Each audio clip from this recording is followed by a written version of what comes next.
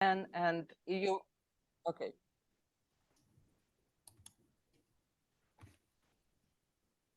So, Richard, I guess the floor is yours.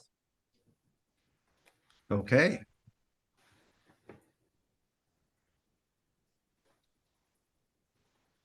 All right. Good morning, good afternoon, or good evening, depending on where you are situated right now, listening to us and watching this event. We have a global audience for this event. My name is Richard Utz, and I have the pleasure of serving as the Senior Associate Dean of Ivan Allen College of Liberal Arts here at Georgia Tech. It's my pleasure to welcome you to this event on behalf of the Dean of Ivan Allen College and the Georgia Institute of Technology. Thanks for joining us for today's events brought together by the Memory and Justice Forum for a conference on genocides and memories, which is meant to elucidate Russia's war against Ukraine from a comparative perspective.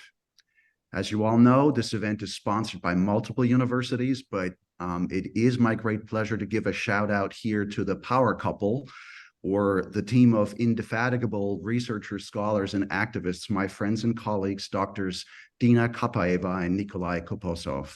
Their energy and insightful scholarship are an inspiration to me and many at Georgia Tech and around the world.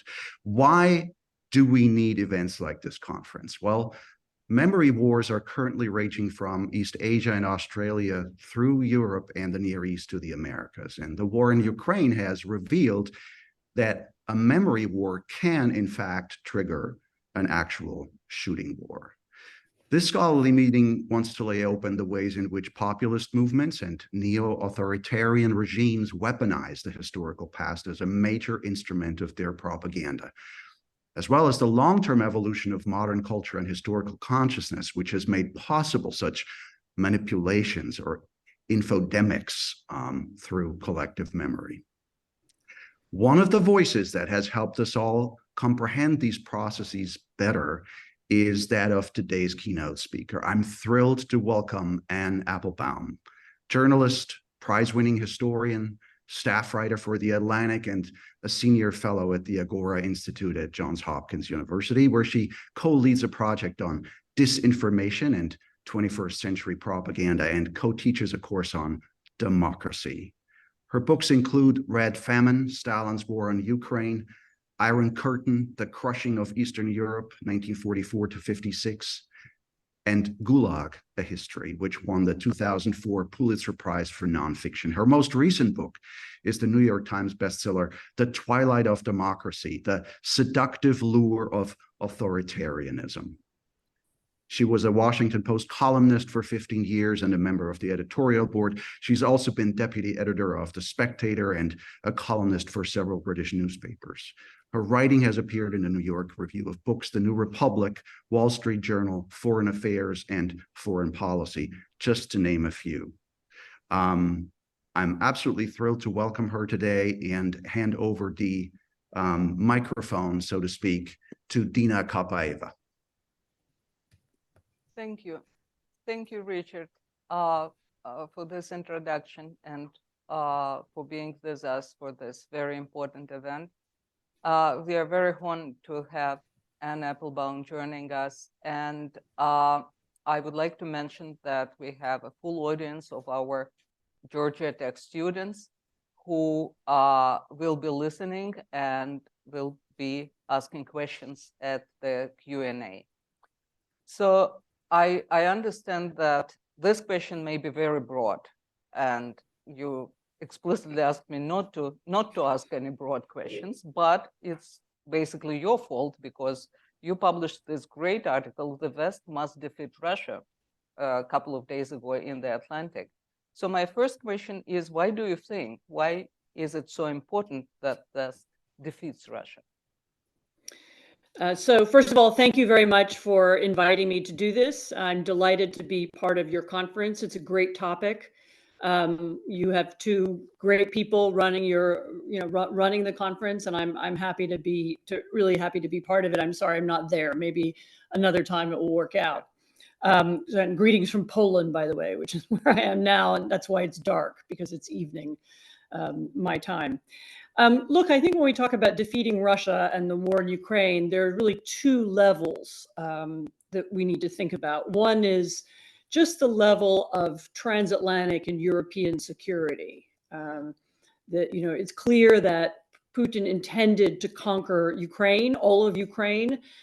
He intended for it to happen very quickly. He thought that Kiev would fall in 3 days and that he would be at the Ukrainian border in 6 weeks. And we know that, the Ukrainian-Polish border in 6 weeks. We know that because his plans were leaked in advance of the invasion. Had he achieved that, and by the way, as far as we know, that's still his goal. We have no evidence that he's changed it. That would then make Russia an enormous threat to European security, to NATO security, to the security of Germany, the Baltic states, Poland. All of these are countries that have been part of Soviet or Russian empires in the past. Putin has explicitly talked about rebuilding Russia's empire, rebuilding Russian influence. He and some of the people around him repeatedly, you know, as recently as a few days ago, talk about reconquering Poland, talk about threatening the Baltic states. We have to assume that the conquest of Ukraine would be a first step in that direction. And if that sounds improbable, remember that Putin began his career as a KGB officer based in Dresden. So in his personal memory, he remembers a time when the Soviet Empire included Eastern Germany and when he was a part of it. He was a kind of soldier in that imperial occupying force. And so for him, it doesn't seem that incredible that Russia could threaten Germany once again. So a conquest of Ukraine would be an immediately challenge to NATO, to the NATO alliance, and therefore to trade and prosperity in Europe with all the knock-on effects for the United States, which is Europe's main trading partner, and the source of a lot of American wealth and prosperity too. Secondly, along with his imperial designs, another reason why Putin began the war was that he intended to show that a whole system of rules and practices and norms that have held really since the end of the Second World War don't matter anymore. You know, UN treaties on the respect for borders, UN Convention on Genocide, UN, Declaration on Human Rights, all of these things, it was his intention to show he doesn't care about them and they don't count. The system of rules and norms and laws, which have often been aspirational rather than real. I mean, the UN Convention on Genocide never prevented genocide in Rwanda, and UN laws on human rights have not prevented human rights violations. Nevertheless, there has been a long tradition of even autocracies and certainly democracies who violated these rules being, attempting to make up for it, paying lip service to them if at worst, but also seeking to enforce them when they could. So, for example, when U.S. soldiers were caught torturing Iraqis during the Iraq War, they were court-martialed, they were sent to jail, they were punished for it. So the U.S. Army, attempts to respect the laws about how to treat prisoners of war, and it went on doing that even, and continued to try and enforce it. The Soviet Union, when it was, still in existence, often spoke. It often tried to use the language of human rights. It often used the language of UN documents, and apologized or sought to prove that it was seeking to fulfill them. Russia is now doing something very different. It's trying to end those things forever. So its invasion of Ukraine was clearly a defiance of any laws and rules on borders. It broke border treaties that it itself had signed, not to mention the UN ones. Its occupation of Ukraine was a blatant defiance of any rules about treatment of prisoners of war or treatment of civilians. The Russian state immediately set up, occupying forces immediately set up concentration camps, filtration camps for Ukrainians. They began this process of deporting children, which Putin has already been sanctioned for by the International Criminal Court, or indicted rather. They immediately began to arrest and torture and capture Ukrainians, and this is very, very well documented in multiple ways by multiple different organizations. They made no secret of the fact that this is what they were doing. They've never tried to hide it. Their intention is to show, we are going to occupy this territory. We're going to conduct ethnic cleansing. We're going to treat people the way we want to treat them, and there's nothing anybody can do about it. And this was there was a purpose to this. They want to show that the world as it has been organized since 1945, since the end of the Second World War, they don't accept those rules anymore. They want to change the rules. They want to make the world safer and better for autocracy. And by doing so, they're of course setting an example for other autocracies, most notably China. But China's not the only one. Other countries, Venezuela, Iran, Zimbabwe, Cuba, Nicaragua, all of them are watching the outcome of this war to see whether the democratic world still has the strength, the military strength, but also the moral strength to stand up to this kind of blatant violation of human rights. And it's still an open question. Do we have that strength? Do we have that stamina? I mean, the results of us failing to do this, of us failing to toe this line in Ukraine, where we have set a red line, we have said we will defend Ukraine, will have knock-on effects all over the world, in Asia, in Africa, in Latin America, everywhere. And so I think the reasons to defeat Russia are not only, it's not only about Ukraine or the safety of Ukraine or the safety of Europe, it's also about a larger set of standards and a larger set of principles around the world. Thank you very much, Anne. I wanted to ask you a question about your book, Gulag, the History. I read this book, then it was published back in Russia. And I remember that I was particularly impressed by the fact that you very forcefully argued that while Nazi symbols are considered inappropriate and their use is criminalized in many countries, the use of Soviet symbols after the fall of the Soviet Union was predominantly viewed in the West as innocent kitsch. And your book emphasized that it shouldn't be the case, that criminal regimes like Soviet regime should be sort of put on a par with other criminal regimes like Nazi regime. So my question is, did the Western romance, the Soviet communism, have any impact on the big response which the West gave to Putin's annexation of Crimea, which was basically the beginning of his assault against Ukraine? So I think those are two different questions. One is the question of why we treated Soviet communism differently from Nazism. That's correct. And there were a number of things that went into that. So there were, it was, as you say, there was a part of the Western left. I stress not all of it because there were anti-communist parts of the left as well. But there was a part of the Western left that sought to excuse and explain Soviet communism, partly because they found the language sympathetic, because they too were Marxists, or they admired parts of Marxism, and so they refrained from criticizing the Soviet Union because they were worried that it was too much like critique of themselves. I've written a lot about this, and others have as well, and that was a part of the explanation.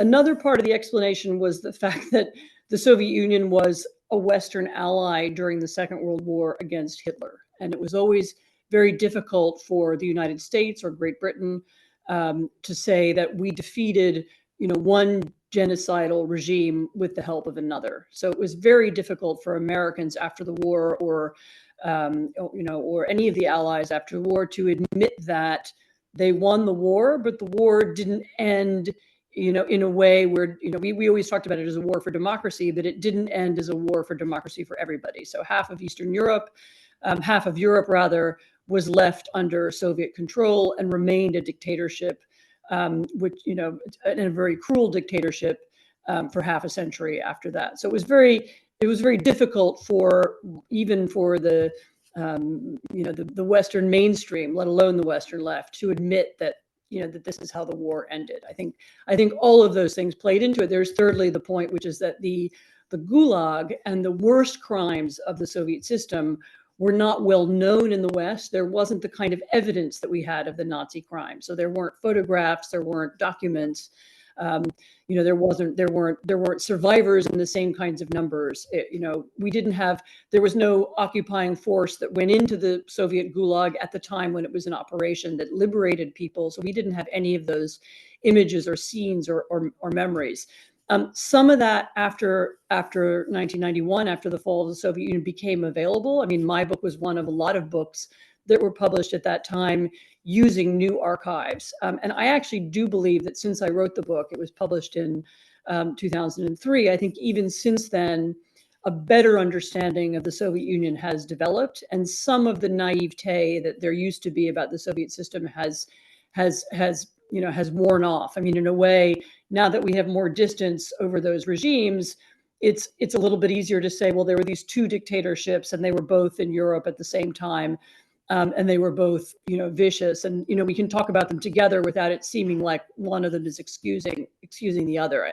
I mean, I'm not saying it's, everybody everywhere is able to do that, but I think it's better than it was 20 years ago.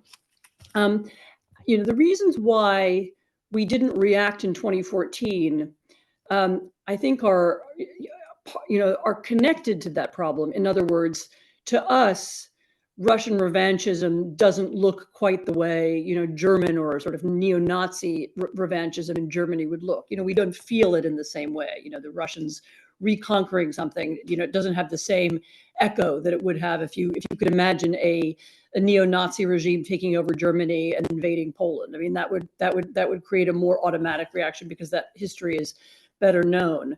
I think that there are other elements as well. There's an element of lack of understanding of Ukrainian and Russian history. Crimea being a place that most people don't have much familiarity with. I mean, really people know more about the Crimean War, which is a 19th century war, than they know anything about the history of Crimea in the 20th century. For example, the history of Soviet occupation and deportation of the indigenous inhabitants of Crimea, the Tatars. That story is not so well known.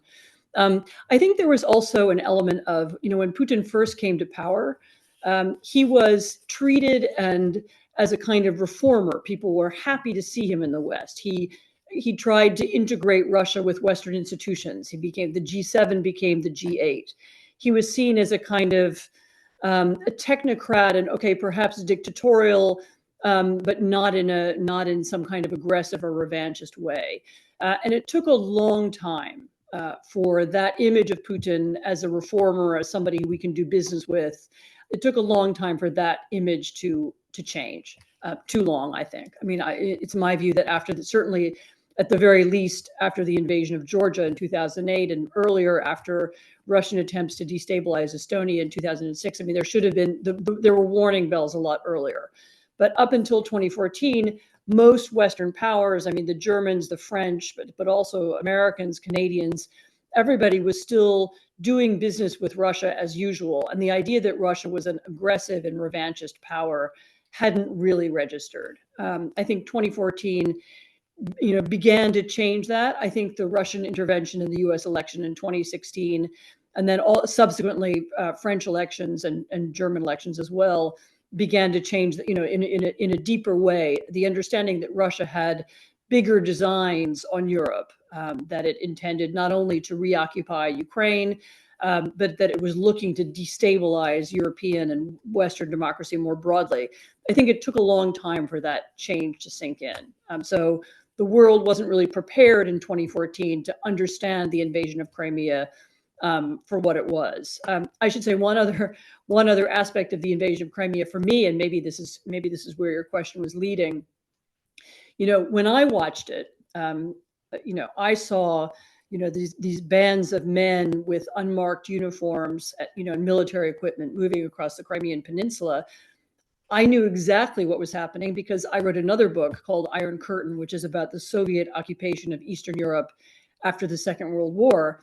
And what they did in Crimea was exactly what they did in Eastern Poland in 1944 and 45. They had Russian soldiers wearing Polish uniforms or pretending to be Polish communists, arriving, and acting as liberators and talking about liberating Eastern Poland. And, for me, it was exactly the same, literally the same, NKVD playbook from the 40s had been brought up to the present. And I never had any doubt about what was happening. It should be said that many other people did. I remember this very clearly because I was in Britain at that time, and I was on a number of British television shows, and people would say, well, who are these men? We don't know who they are. Maybe they're Ukrainian separatists. We don't really understand what's happening on the peninsula. And I kept saying over and over again, believe me, they're Russians. And of course, that's what it turned out they were. And Putin later gave medals. They were, of course, Russian soldiers. Putin gave them medals. It eventually became clear. But the Russians are, even now in Eastern Ukraine, they very often use these NKVD or Soviet era playbooks in a way that's remarkably similar to the past. But that kind of revanchism, that kind of repeat of the past, again, is something that I don't think people in the West were ready for. People thought Russia had changed in some fundamental way, and it turned out that it had not. Yeah, I also have, all of us in Russia have these memories of, Western media saying allegedly Russian tanks, allegedly Russian soldiers at the moment of their occupation of Crimea. And still, I mean, it's kind of difficult to sort of leave this idea that it has taken the West so long to understand what what Putin is and what he is doing, what are his intentions, because there have been voices who try to sort of explain, like yours. You were very eloquent about explaining what's going on, and still there was this great reluctance. And I don't think we need to go deeper into this right now, but I think it's a very important question to understand why we continue to act against sort of Russia in this mild way, and why we're still continuing some kind of. I think I can answer that. I mean, I think there was such an overwhelming desire at the end of the Cold War to close that chapter. We want to, and people said it at the time, we want to move on. We want to do other things.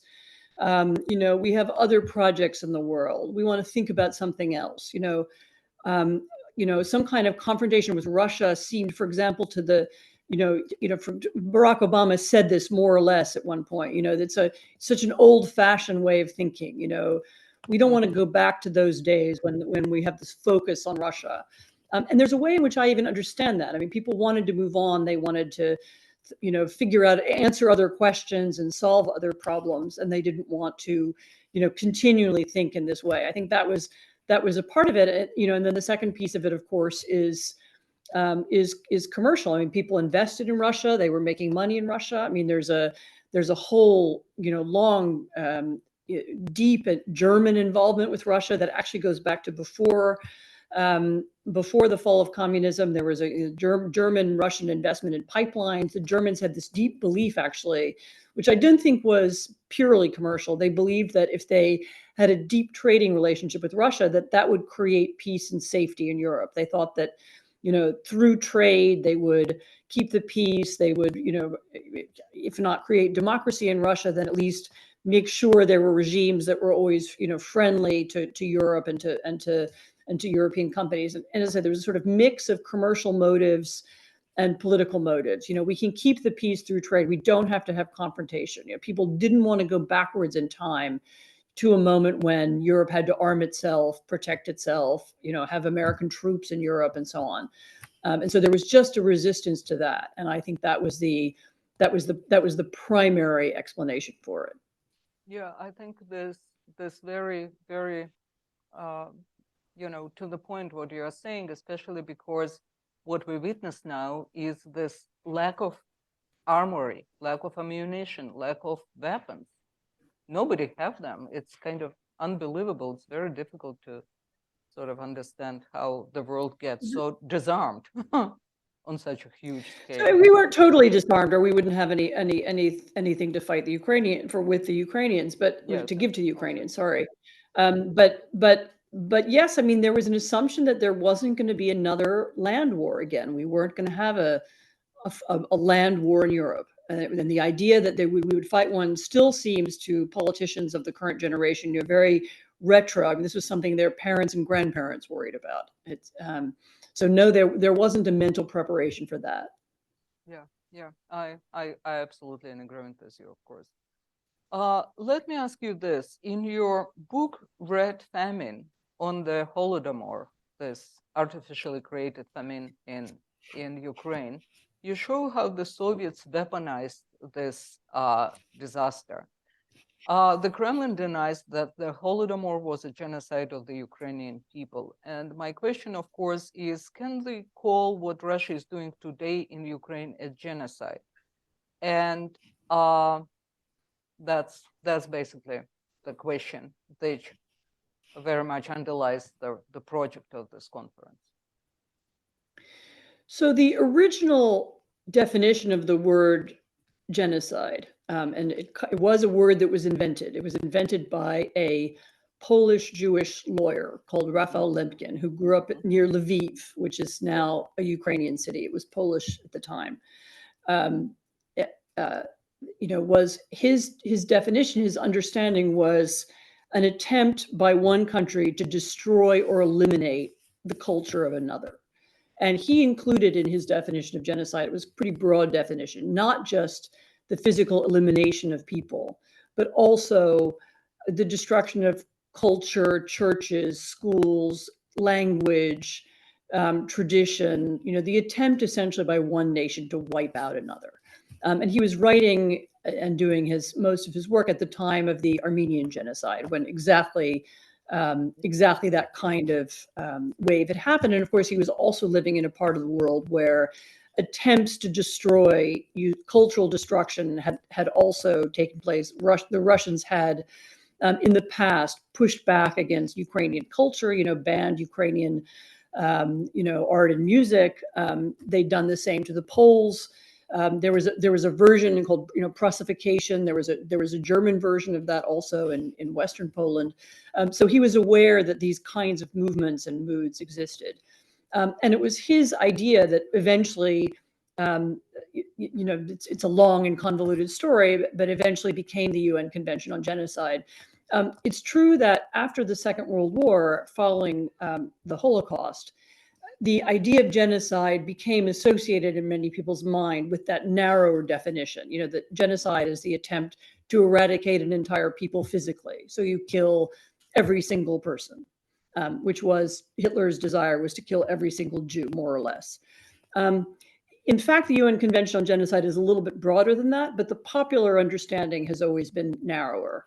I think certainly on the original definition, on the idea that genocide is a destruction of a place and a people and a culture and a nation, as well as the physical elimination of everybody, or in addition, or in that sense, it certainly applies to what Russia is trying to do in Ukraine. So Russia is trying to wipe Ukrainianness out of Ukrainian lands. And you can see it when they take over the parts of Ukraine they've taken over, whether it's Crimea or Donbass, or even the more recently occupied territories in Zaporizhia and Kherson provinces.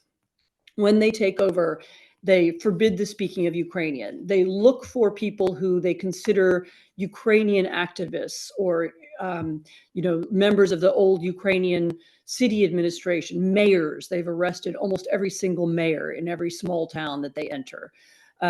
They would stop people in the street and they look at people, they look for Ukrainian tattoos. It's very popular in Ukraine to have a kind of national emblems tattooed. And if they find those on people, they arrest them. So they're looking for evidence of Ukrainian national identity. In schools that they take over, they replace the school curricula and they substitute a Russian school curricula. They don't let people study the Ukrainian language or Ukrainian history. Their goal is to make those territories Russian and to eliminate any trace of Ukrainianness in those lands. And that is exactly what Raphael Lemkin meant by cultural genocide. It's an attempt to eradicate and erase Ukraine and remove it from the map. And so, yes, I would call that a form of cultural genocide. And I think we can happily use that term. And I think understanding what the Russians are doing in that way, understanding the history of what they're doing, and understanding that they've done it before, is also very important. I mean, the Holodomor is another example of that, because the Holodomor was, first of all, an attempt to quell peasant rebellion and protest in parts of Ukraine. It was particularly aimed at parts of Ukraine that had rebelled earlier in 1918, and then once again after collectivization. And it was accompanied by the same kind of cultural pressure. So the Holodomor, the famine, takes place in 1933, and towards the end of that period, 33, 34, the Soviet Union also begins to knock down historical buildings in Kiev, to attack and arrest Ukrainian, historians, museum curators, priests, religious figures. They change the Ukrainian alphabet to make it closer to the Russian alphabet. They eliminate Ukrainian dictionaries. I mean, all kinds of elements of Ukrainian culture they try to repress at that time too. So you can see there's this pattern going back actually to the 19th century of the Russians trying to crush any element of the Ukrainian language or identity in those territories. And this latest invasion is a further, it's a continuation of those old policies in a particularly cruel and bloody form. Thank you, Anne. Yeah, and it's it's very hard not to agree with what you're saying. And basically, that was also a hidden agenda of this conference, to illuminate to what extent what's going on in Ukraine at the moment, what Russia is doing in Ukraine, is a genocide, and so probably make the international community more sort of alarmed and proactive in trying to stop this to prevent this from as I said, it helps a lot to connect the present to the past and to understand what has Russia done in Ukraine before. What did it do in the 19th century? What did the Soviet, what happened during the Soviet period? There's a long tradition of attempting to repress Ukraine and Ukrainianness. And, this is the latest example of it. And I should say there's another way in which those moments are connected, which is that if you look at the way Stalin once spoke about Ukraine, and you listen to the way Putin speaks about Ukraine, it's clear that the Kremlin often sees the idea of Ukrainian independence, or certainly Ukraine as a democracy, or even just as a nation with deep links to the rest of Europe. The Kremlin has often perceived Ukraine as a threat to its own power. So whether it's for economic reasons, for the need of Ukrainian grain, or political reasons to demonstrate some kind of unity, unity within the Soviet sphere, or in Putin's case, whether it's the desire to repress a closely related and familiar neighboring country that seeks a different kind of political system. Ukraine has sought to be a democracy. As I said, it sought to be integrated with the West through trade agreements, through travel. Putin seeks to repress that because he's afraid that his own democracy activists in his own country will look at Ukraine and say, Ukraine can have all that, why can't we? So the Moscow sees this kind of reform movements in Ukraine, which have repeated themselves over history, as a threat to Moscow-centric autocracy. And and that is one of the most important points that lies at the center of why Putin is doing what he's doing. He wants to show that autocracy can defeat democracy, that Ukraine can't have a separate choice, it can't make its own decisions, and also that Russians can't make their own decisions as well. Oh, that leads me to another question. If you don't answer, because you requested not to ask broader questions, but it's kind of irresistible.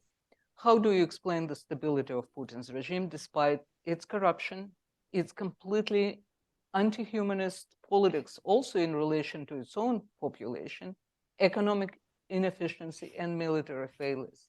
I mean, the war has been lasted already for 2 and some years.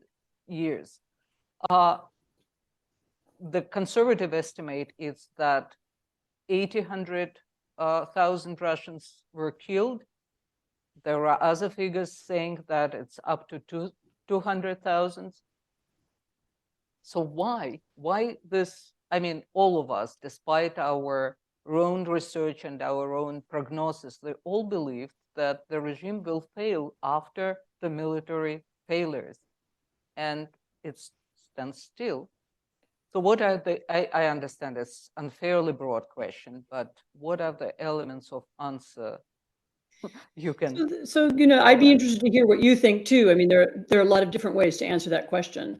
First of all, the statistics. So it's the conservative figure is 88,000 Russians dead and twice as many wounded. Mhm. Other figures, and there have been some U.S. Army figures that have 120,000 Russians dead and twice as many wounded. So you're right, it's a very large number of people.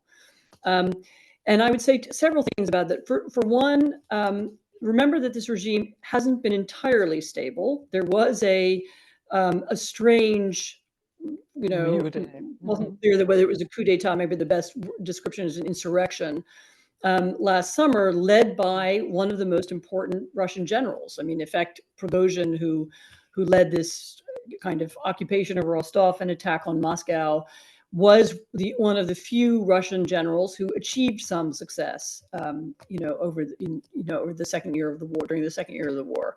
And he attempted to, well, it wasn't clear what he was attempting to do, but he seemed to think he had broader support in the army, and he seemed to think that, March on Moscow made sense. And so therefore, it's not as stable, as all that, I would say.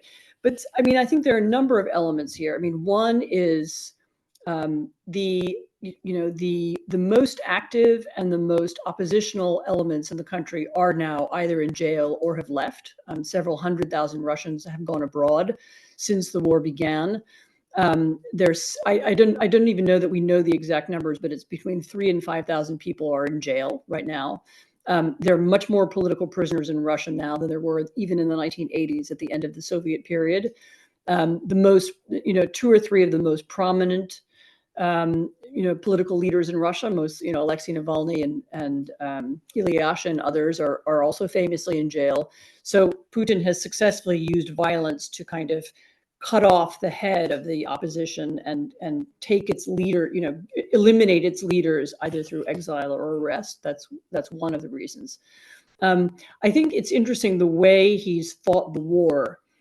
He deliberately uses soldiers from minority ethnic groups and from very provincial parts of Russia. So from, very small Central Asian ethnicities, Dagestan, Buryatia, but also people from very poor, very distant parts of Russia. He attempts to, so that the war doesn't touch people in the big cities. It doesn't touch people in Moscow and St. Petersburg as much as it does in the countryside. So he's clearly aware of the possibility of rebellion. And in fact, the most interesting thing he said on the morning of the Prigozhin insurrection was he immediately started talking about World War I and the beginning of the Russian Revolution. So he's very aware that it was soldiers coming back from the front who led that revolution and who created the revolt. So he's manipulated the way in which the army operates to lessen that damage. And it's also probably one of the reasons why his army hasn't been able to move forward over the last year much. And in fact, they've been slowly losing ground. And that's because he hasn't conducted a mass mobilization, presumably because he's afraid of the political consequences. So I would say he's tried to fight the war in such a way that it doesn't, that it doesn't cause a reaction. I would also say the nature of Russian propaganda, which we don't often analyze all that well, is really important. So Putin has taught Russians not so much to be enthusiastic about him, but he's taught them to be cynical and apathetic. So Russian propaganda isn't like Soviet propaganda. It doesn't talk endlessly about, the glories of Russia and how great we are and how superior we are. And so it does a little bit of that. But it also teaches people that, the messages from the ruling party constantly change. You don't know what's true and what's not true. A famous example of this is the crash of that Malaysian airliner over eastern Ukraine in 2014. which was caused by, it was shot down by Russian troops. The messages that Russians got about this it was extraordinary. Within a few days, they were told that, the plane was shot down by Ukrainians who were trying to shoot Putin, or it was a game by the West to try and trick Russians, or they literally came up with a series of explanations, each one more absurd than the next. And sometimes they would show them on television, within an hour of one another. And the point of doing this, the point of constantly changing the story or the justification, is that it teaches people, you don't have any idea what's true. You don't really know what's going on. You don't know whether there's a war, in Ukraine that's killing people or not. You don't have the full picture, and so you'd best mind your own business, stay at home, don't get involved in politics, and don't get involved because you really have no idea what will happen. And this kind of taught cynicism and taught apathy, I think, has been very effective. I mean, you notice that there isn't right now, there was at the beginning, but there isn't right now a mass movement of protest against the war. But there also isn't a mass movement in favor of the war. During World War II, people were, enthusiastic about serving in the army, and they supported the war effort. And that was true in the Soviet Union as well as many other countries fighting the war. This war is not like that at all. There are no people voluntarily marching in the street in favor of the war. People understand that it's happening. They understand that they understand or don't understand that it's not going well, but really they don't want to have anything to do with it. And if they can avoid serving in the army, they will. And the only people who do serve in the army in the end are either prisoners or people who are really extremely poor and are unable to find a way of getting out of it, or see it as a way to, pay off their car debts, something like that. So, I think Putin has effectively used tactics of modern propaganda. He's effectively, separated the people who are fighting from the people who matter politically. And he's managed in that sense to keep it together. But that there could be another Prigozhin can't be excluded. The army knows the war isn't going well, and the security apparatus knows the war isn't going well, and sooner or later that might eventually have some impact. Yeah, I certainly agree with what you are saying, but I believe that the important component of this, and I think your point about cynicism and apathy is extremely important in Putin's propaganda. But I think what is also very important is that Putin pays. He just pay people to go, and there is no mobilization in Russia. And this draft has not been any increased in numbers last year. He just pays Russians to go and fight and kill Ukrainians. And he pays good money. And those money are coming from their oil trade. They're sort of supporting this regime because probably sanctions are not sufficient. And yeah, it's also important to remember that it is a regime, and so it's not just Putin.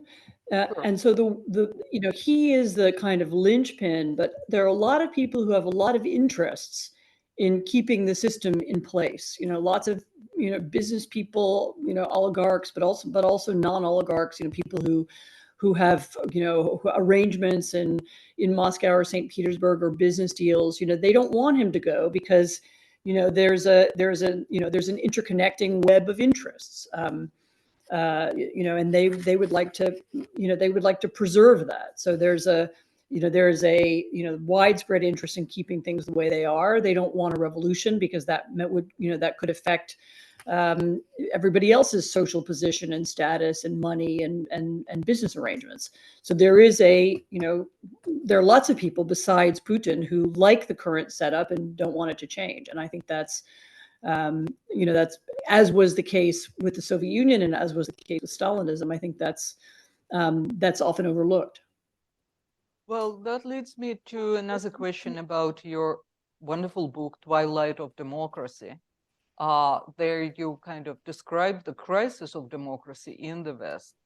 And I wanted to ask you to what extent this crisis of democracy contribute to Russia's aggression against Ukraine? To what extent Putin actually understood that it's a good time to sort of aggressively continue building the empire? I think it's really, really important and very much part of his way of thinking. So, on the one hand, he believes his own propaganda. So Russians talk constantly about how the West is degenerate, how it's failing, how it's weakened. I mean, weakened by, I don't know, LGBT rights and feminism, how the West is disintegrating and so on. And that's they say that that's constantly repeated on Russian television. Some of that language is also used by the far right and and other groups in the West who have made use of Russian language, or in some cases are supported directly by the Russians as well. Or some cases they just echo one another. But he believes that. I think he saw. He watched what happened on January the 6th, in the United States. He hears the critique of Western democracy. He hears the the arguments between, the U.S. and Europe, or within Europe, and he assumes that all of that implies weakness, and it implies that the West won't fight. I think absolutely he believed that there would be no response to his invasion of Ukraine. He thought that maybe there would be a few sanctions. He seems to actually have been prepared for that, but he certainly didn't expect any pushback. And he saw this generalized weakness, which as a reason to invade now. I mean, I think it's I think if you ask about his timing, I think that was he watched and waited, and watched for a moment when he thought the West was really far along in its disintegration and he could invade. I think he's been very surprised by the degree of unity the West has shown since February of 2022. Well, let's hope this degree of unity continues to exist, and as some analytics saying, time is on his side. Let's hope it isn't. No, he's counting on his belief is that he will outlast the Western world and the rest of the world. I mean, he will be able to stand. He keep his soldiers in the field long beyond the time that the West can offer financial support to Ukraine. Yeah. Unfortunately, yeah, that's very true. So, my probably last question, and then we will open floor for a Q&A, is about Poland, because despite the difficulties that democracy experiences nowadays, the recent democratic victory in Polish election was kind of like a glimpse of hope for the rest of the democratic world. So it would be interesting to hear your opinion about how situation develops now in Poland. What are the reasons for our democratic optimism in this country? So, for those who don't know, so what happened in Poland over the last 8 years was that Poland had a kind of autocratic populist ruling party that sought to capture the state. That means taking over state media, which is very important in Europe. I know it's less, we don't have an equivalent in the United States. Taking over, but it's a very important form of communication. I mean, everybody has state television. It's the form of, it's where you watch the national soccer team play. It's everybody has it on their television sets. They took over that. They took over the judicial system. They politicized the judicial system, not entirely, but they tried to. They got quite a bit of it. They took over the Polish equivalent of the Supreme Court. They took over state companies, which matter in Poland, and they made them into kind of piggy banks, sources of funding for state propaganda, for ruling party propaganda, rather. They took over the civil service. They took over the diplomacy corps. They took over one set of institutions after another, and they eliminated people who had experience or had attained their jobs for reasons of meritocracy or simply being good at them, and they replaced them all with party loyalists. They tilted the playing field in the election campaign to give themselves the biggest advantage possible, both in the way votes were counted and the way seats were distributed, and they, in the way the elections were run. So much so that I wasn't sure that I believed it was possible for anybody else to win except for the ruling party. It's called the Law and Justice Party, ironically.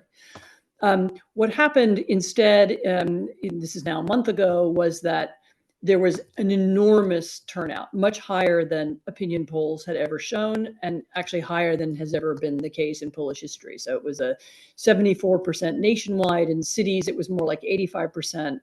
I have a friend who votes in a neighborhood in Warsaw where the turnout was 91%. So it was very, very high turnout. Younger Poles in particular, became, afraid that if they lost this election, that the Law and Justice Party would, create a system a little bit like you have in Hungary or Turkey, where it's really frozen. There can't be any form of political change.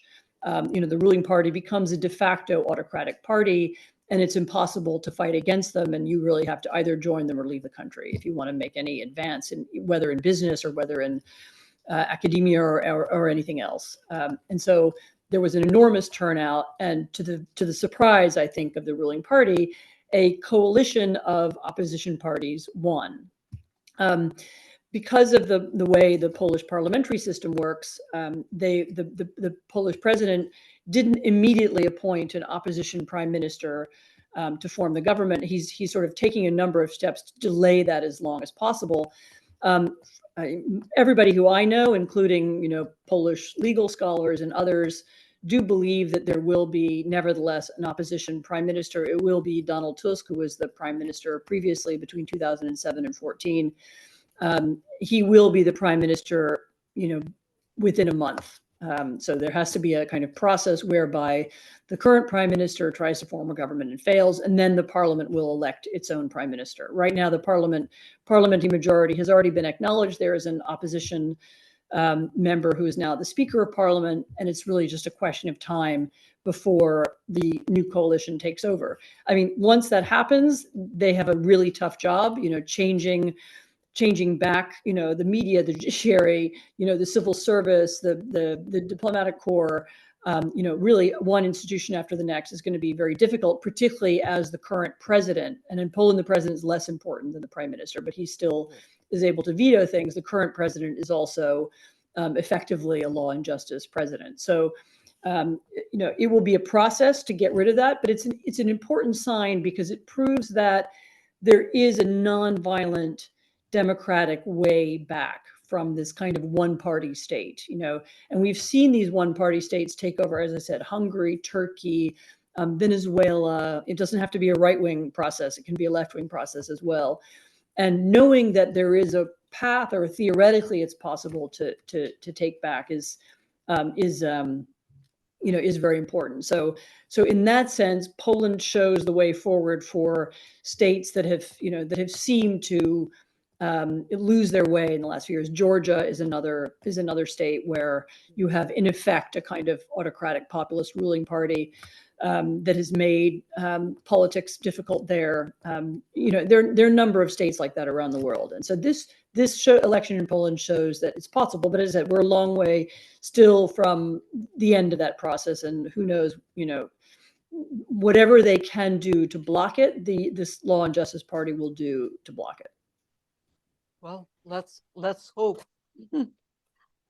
What else can we do at this moment?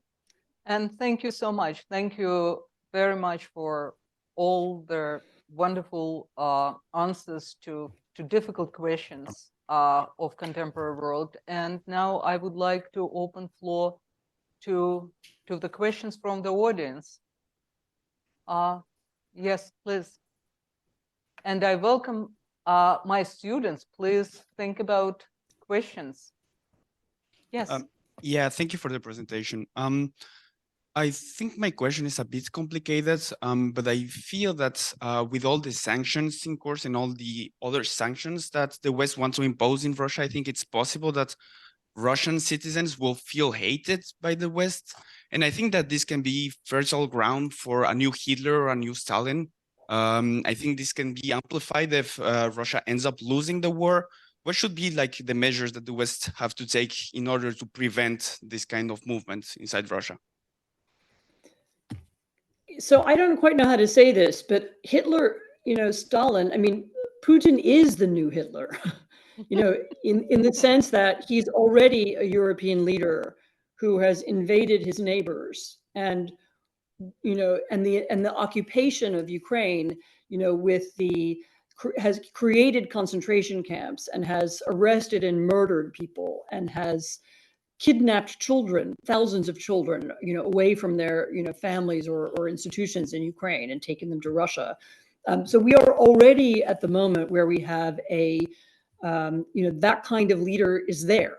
So and the level of repression he's carried out inside Russia is also like nothing we've seen in Russia since, I would say, since maybe the drop off period. But I mean, I think you even have to go back further than that to find the level of fear that you have now in Russia.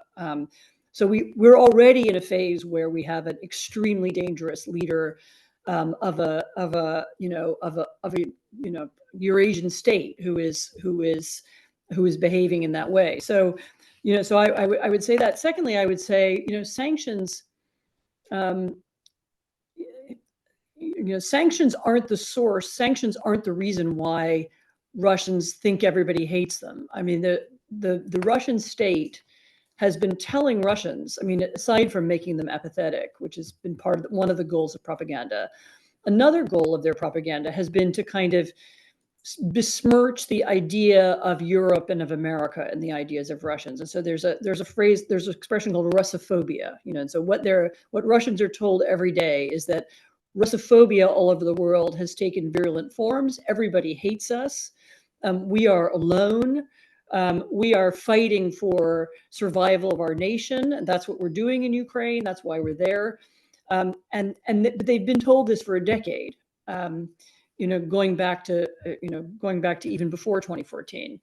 So Putin is already using this, this language of victimhood and this language of, loneliness and this language of, resentment as a way of motivating and controlling Russia. So we're already at that phase, in addition to the fact that he's already behaving like Hitler or Stalin would have done in occupied territory in Ukraine. Can it get worse? Sure. I mean, it can also get worse. I mean, my personal view is that there's almost any replacement of Putin in the future would be better. And this is regardless of who it is. And this is because whoever comes next will by definition be weaker because they will immediately have they will immediately be challenged, as the leader of power, and also whoever comes next would at least find it easier to end the war because it will not be their war. Whoever it is, as I said, whether it's a nice person or a nasty person or a Democrat or a general, I don't know, whoever it is would find the war easier to end than Putin himself. So I'm not afraid of who comes next. I'm in fact hoping someone does come next sooner rather than later. And if I may, I would like to add to this two things. First of all, denazification in Germany was a very successful process. So hopefully then Russia is military defeated in the war against Ukraine. Denazification of deputinization of Russia will take place and liberate some kind of positive forces in this country. And second of all, I wanted also to add to what Anne said, that Putin has and Kremlin proxies has been building the idea that social hierarchy and personal dependence is what Russia needs. And what Russia also needs is to be ruled by terror, which is why Putin's propaganda did so much to advertise the idea that Russian Middle Ages were a wonderful way how society should be organized today. And this is how Russia should be handled now, through terror and through a rigid social hierarchy. Questions? Please, Susan. Thank you so much for that, Anne. This has been awesome. So given everything that's now going on in Israel and Palestine, America and arguably the rest of Europe is having to reallocate its attention and support resources, some of that there, previously all of which were going toward supporting Ukraine. So what do you think the impact of that is going to be on Putin's success and what we see going forward? Well, so Putin is clearly very happy about the war in Gaza. He has, since it began, he has received leaders of Hamas in Moscow. He has led, kind of, he's sort of described Israel as as yet another democracy that is evil and can be, vilified, and he's done so in the Russian media. Having previously, I should say, had a good relationship with Netanyahu. I mean, I think one of Netanyahu's many very bad mistakes was to imagine that he had some kind of good relationship with Putin. But so Putin has already tried to instrumentalize the war in his favor. And actually, I'm told that some Arab states are angry at Russia for that reason. But I'm less worried about the question of military aid. It doesn't look to me like what the kind of aid that Israel might need is at all similar to the aid that Ukraine needs. It's a very different kind of war. There are different technologies and weapons at use. The Israelis are not fighting a, trench. There's not going to be any trench warfare in the Middle East. And so, the kind of ammunition and tact and equipment Ukraine needs, I don't think it's the same. So I don't think there's a clash in there. I mean, the question of attention, I'm not sure yet. I don't know that Ukraine needs attention in the sense that it has to be, the central thing that everybody's talking about and arguing about all the time in order to receive the support that it needs. In fact, I think the horribly toxic conversation that is going on in a lot of different parts of the Western world, on some university campuses in some cities, I'm glad there isn't that kind of toxic conversation about Ukraine, at least right now. So I don't know that they, I'm not sure yet how that will play out. The real issue is, can, the next tranche of US aid get through the current Congress, given the Republican leadership, which is now dominated by the current speaker is from the harder line MAGA wing of the Republican Party. And so the question is, will he pass a bill that will enable us to continue aiding the Ukrainians? And I'm not sure that's directly related to Israel. I think it's more to do with internal arguments inside the Republican Party itself. And literally, I mean, every day I hear different versions of how that's going to end, and some people think it'll end positively, and some people don't. But the main issue right now isn't so much lack of attention; it's the question of whether Congress will pass this aid bill. And as I said, I think that's mostly unrelated issues.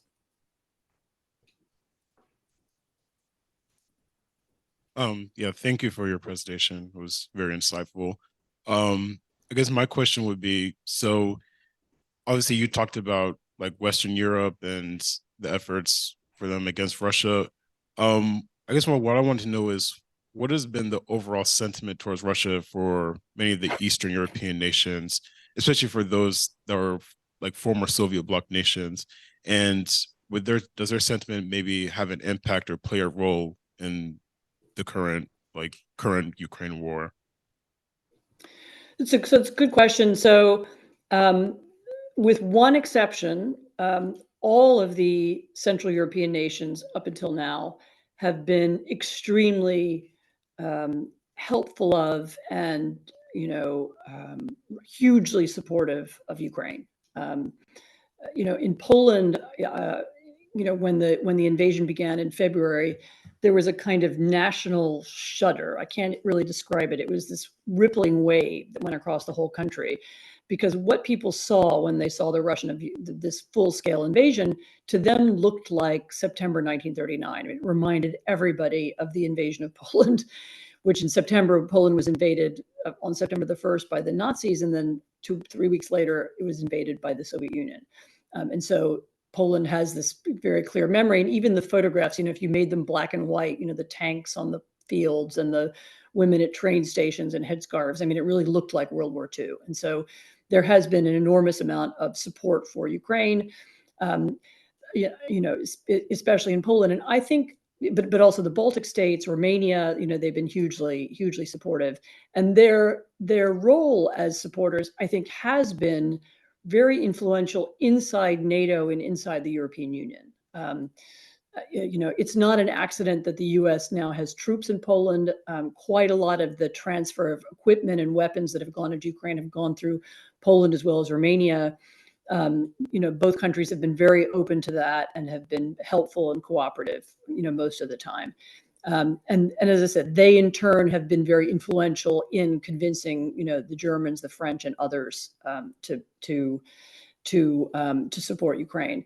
There have been a few little blips that, one is Hungary has taken a different stance. The leader of Hungary is an autocratic populist who I think identifies, systemically, Hungary is nowhere near as brutal as Russia, but he has a lot of admiration for Putin's ability to control Russia and prevent any kind of democratic challenge to his rule. I think he also made a bet that Russia would win and that he would get a kind of gas deal with Russia and that this would be good for Hungary economically. Hungary's not doing so well economically, so I don't know whether that's come out well or not for him, but he's made a lot of difficulties in sort of undermining European Union, especially unity on this issue, on funding issues. I think the European Union is finding ways around him, but he has been difficult. It's ironic given that, what do we remember Hungary for during the Cold War? It was for the Hungarian uprising in 1956 against Russians. There was a Russian invasion of Budapest at that time, and the leader of Hungary, Viktor Orban, used to see himself descended from that legacy, but now he's taken absolutely the opposite tack. So there's been a little bit of opportunism. There was a kind of blip over the summer when the Polish ruling party, there was some, because of Ukrainian grain coming into Poland and causing trouble for Ukrainian farmers, there was some, unpleasant relationship between Poland and Hungary, but Poland and Ukraine. I don't see that continuing. I think those things will be resolved, especially once we have a new government in Poland. But overall, the Baltic states have played a hugely important role, Poland, Romania, very much so, and I think will continue to do so. Thank you for the presentation. I think that you clearly identified the regime in Russia currently as a dangerous one and a genocidal one. But the Western world and the US have been somewhat reluctant to fully back and support the opposition to that regime. And I know that Putin has leaned on Russia's nuclear arsenal as a way to kind of dissuade that opposition. My questions are twofold. Do you think that those threats hold weight? Do you think that Putin's threats do genuinely are something that we should be worried about? And then at risk of asking too broad a question, what can we do against a regime that could conceivably end humanity as we know it? Mm-hmm. A friend of mine says, if you saw Putin, how he behaved during COVID, that he spent all of COVID totally isolated and wouldn't let anyone come near him unless they'd been in quarantine for 2 weeks. If you saw someone who was that concerned about his health, that's not someone who wants to die in a nuclear holocaust. That was my Russian friend of mine's analysis of Putin. I certainly at the beginning of the war, there were a lot of fears about Russian possible use of nuclear weapons. And that was a huge topic of conversation in Washington, and not only in Washington. More recently, people are less worried, and they're less worried for a number of reasons. One is that if Putin were going to use nuclear weapons, we would see it. We would see movement, we would see them preparing, and we haven't seen that. So there's nobody's seen any preparations for it. That's number one. Number two, we know, and they've said it actually in public, but we know they've said it in private. We know that the Chinese and also India have been very clear that they don't want Russia to use nuclear weapons and have, repeatedly said it again in public as well. They have a lot of their own reasons why they don't want this to happen, and Putin is now very dependent on China for economically and in other ways and diplomatically. So that would be a big weight on him. Thirdly, we know that the U.S. has been very clear that the use of nuclear weapons would have immediate and harsh consequences. And I've heard kind of different versions about what those consequences would be. But the Russians have been told that several times by several different people, in clear ways. So, we are the best way to prevent the use of nuclear weapons is through deterrence, and deterrence is still functioning. I mean, finally, a lot of people have gamed out how could Putin use them? So what would be the sense of it? How could he do it? And it's pretty hard to see how he could use them tactically on a battlefield, because it would only make a difference if you could hit large numbers of troops or people, or all at once, and there isn't that kind of agglomeration of large numbers anywhere on the battlefield. And of course, winds blow to the east, and Russian troops would be affected as well, as would probably Russian civilians. It's hard to see how he could use them tactically. And it's hard to see how, for example, a strike on a Ukrainian city, how would that help him end the war? It would have the opposite effect of galvanizing the world against him. So it's, generally the conclusion is that he won't do it. That doesn't mean that there's a 0% chance. We always have to assume there's some percentage chance, but most people aren't worried about, that's not the thing people are immediately worried about right now. The US did at the beginning of the war have all kinds of red lines. There were things we didn't want to do. We didn't want the Ukrainians to attack Russia proper, for example. We only wanted them to act inside the occupied territories. Actually, since then, there have been attacks in Russia multiple times, both on the border and also the use of drones and so on further inside Russia, including in Moscow. And none of that has created a nuclear, or even something close to nuclear retaliation. So as I said, it's not an immediate concern right now. What we could do, in the longer term, our ability to affect politics inside Russia is pretty limited. And there isn't some kind of, if only we did X, then we would get a better government in Russia. I mean, that's not how politics works. To the extent that we can, we should certainly support opposition in Russia, to the extent that it's possible to do that, and to the extent that the opposition wants us to do that. They haven't always wanted, U.S. or foreign support. We should continue funding, better information going into Russia, which we do in a lot of different kinds of ways, both Russian media and also things like Radio Free Europe, Radio Liberty, and other kinds of information services, which we think do reach some Russians through, if they have VPN or they have other ways of listening to outside news. We should continue doing that. And we should also look very hard at tailoring sanctions a little bit better. I mean, one previous questioner asked about the very wide range of sanctions. I mean, I've recently heard the argument that the sanctions regime might be too wide, and that, we can't possibly keep track of all the various components and minerals and that we've sanctioned, or that the export controls we put onto Russia, because so much goes through, if you sell something to the Philippines, you don't control what happens to it after that.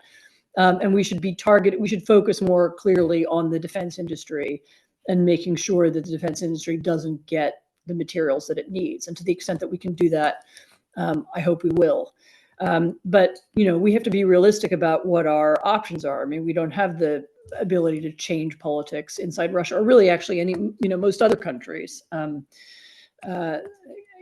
we can do is try and create better conditions and encouragement for, if there were to be a different kind of leader of Russia, he would immediately have a different kind of reception in the world, and sanctions could immediately be lifted. So there is a positive encouragement for somebody else. Last question, probably. First of all, thank you so much for your insights and your time.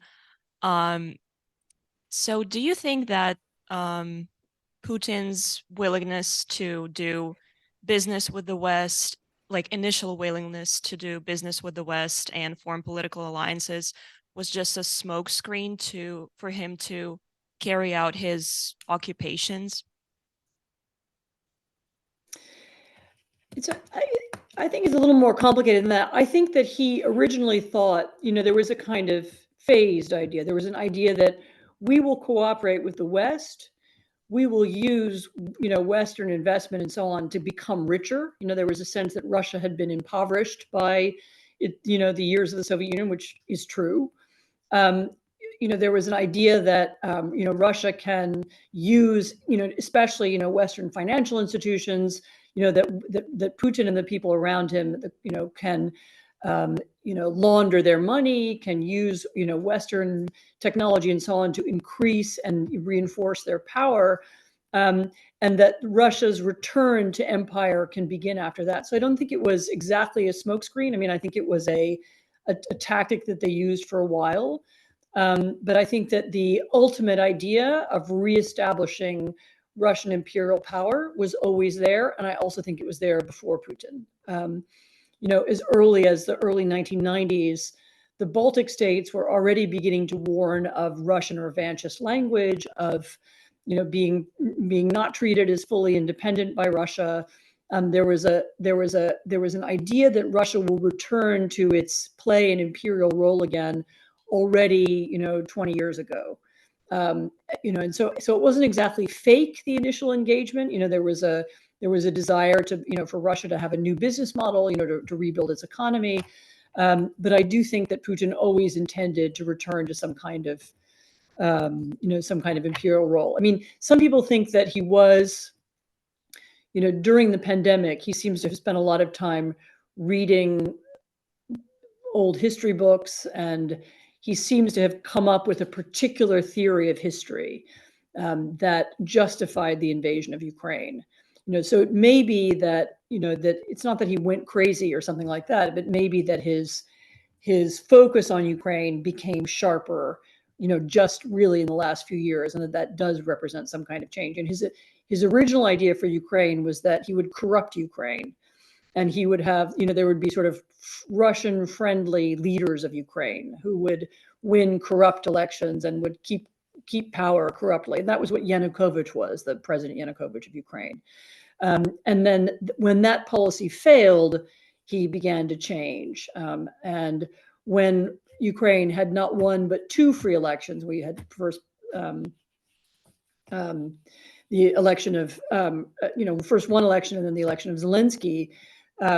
It may be that he lost hope in the idea that he could once again have a Russian president. Anyway, that's more detailed than you want to know, but there is evidence of some kind of change on Ukraine, change of policy. But I think the original idea was, we're going to rebuild Russia and then we're going to take back what we used to have. And thank you very much. I think we should all thank Anna for this enlightened presentation. Thank you so much. It was a pleasure to be with you, and I look forward to meeting you in real life soon.